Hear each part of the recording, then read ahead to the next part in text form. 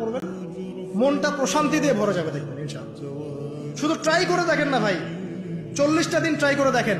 আর 2 নম্বর জিনিস হচ্ছে, এটা আরো বড় অস্ত্র, 5 ওয়াক্ত নামাজের সাথে আপনাকে ডেইলি কোরআন তেলাওয়াত করতে হবে, মিনিমাম 1 থেকে 2 ঘন্টা। 1 থেকে 2 ঘন্টা কোরআন তেলাওয়াত করবেন, অশান্তি বলে কোনো কিছু আপনাকে স্পর্শ করবে না।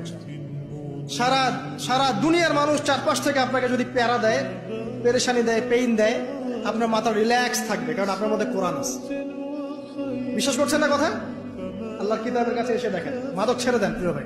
হাদিসের মধ্যে আসছে, আমি আপনি যত দোয়া করি সব আল্লাহ কবুল করে।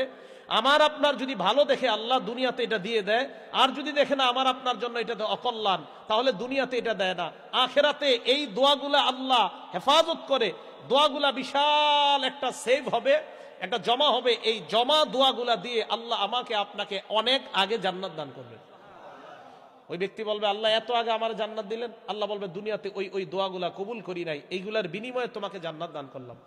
ওই ব্যক্তি তখন বলবে, হায় হায়, দুনিয়াতে যদি আমার ওই দোয়াগুলা কবুল না হইতো, তো আরো আগে আমি জান্নাত যেতাম। তাহলে দোয়া যতবার করব ততবার কবুল করে নেয় কে? এই বিশ্বাস আমাদের দেখা। 2 নাম্বার, দোয়া করা। জীবন আপনাকে অনেক কিছু দিবে, আবার কেড়ে নিবে। আল্লাহ এভাবেই পৃথিবীটাকে সাজিয়েছে। ইয়াউমুন লাকা ওয়া ইয়াউমুন আলাইকা, একদিন আপনার ভালো যাবে, আরেকদিন খারাপ যাবে। ওয়া তিলকাল আইয়ামু নুদাবিলুহা বাইনান নাস, আল্লাহ বলেন যুগটাকে আমি ঘুরিয়ে ফিরিয়ে মানুষের সামনে এভাবেই আনি। This is the routine work of this দুনিয়া। দুনিয়ার রুটিন ওয়ার্ক এটা, আজকে ভালো কালকেও যে ভালো যাবে এমনটা নয়। আমি নিজে ইবাদত করে বিচারের মাঠে টিকতে পারবো, এটা আমার মনে বলে না। যদি আপনাদের পক্ষ থেকে কোনো দোয়া থাকে, যদি আপনাদের পক্ষ থেকে আল্লাহর কাছে কোনো কথা কবুল হয়ে যায়, তাহলে হয়তো সফল হতে পারবো কিনা আমি বলতে পারছি না। জাতির সামনে আমি ধর্মের নামে কোনোদিন ফাঁকি দিইনি, তবে জাতি যতটুকু মূল্যায়ন করেছে, আমার না চাইতে টাকা দিয়েছে, সেই টাকার জবাব যদি আমাকে বিচারের মাঠে দিতে হয়, তাহলে কি হবে তা আমি বলতে পারছি না। তবে আমি জাতির কাছে কোনোদিন পয়সা চাইনি। আমি জাতিকে বলেছি, জামিয়া সালাফি আপনাদের জন্য থাকছে সম্পদ। আমার মনে বড় সাধ, এদেশের মাটিতে আমি উন্নত মানের প্রতিষ্ঠান গড়বই গড়ব ইনশাআল্লাহ, যেখানে বাংলা, ইংরেজি, আরবি উন্নত মানের শিক্ষা ছেলেমেয়েরা করবে এবং জাতির অন্যায়ের বিরুদ্ধে লড়বে মুখে কলমে মিডিয়ায়। এই অপেক্ষায় আমি আছি, সেটাই জামিয়া সালাফিয়া। তোমরা যারা ভাইয়া পেশাব করে পানি নাও না, তোমরা দয়া করে এই বন্ধুর পরামর্শ দিলাম আমি, তোমরা মাঝে মধ্যে কুত্তার দিকে কদ্দুর চাই।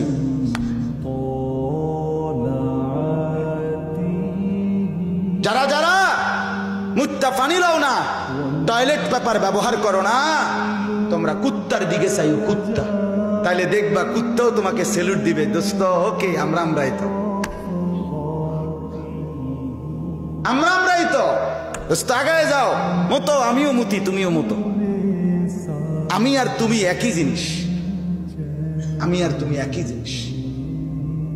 এই জন্য যদি লজ্জা থাকে, যদি মার পবিত্র দুধ খেয়ে থাকেন, যদি মুসলমানের ঘরে বড় হয়ে থাকে, তো মুসলমান নাপাক থাকে না, মুসলমান অপবিত্র থাকে না, এটা হতেই পারে না।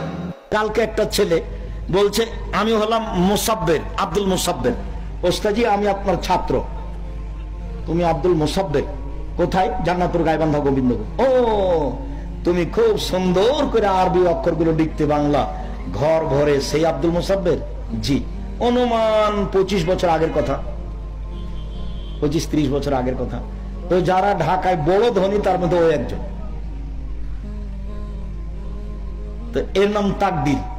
ও তো আমি তাকে কতদিন পিটালাম, তা আমি বলছি তোমার পিটন মনে আছে কি?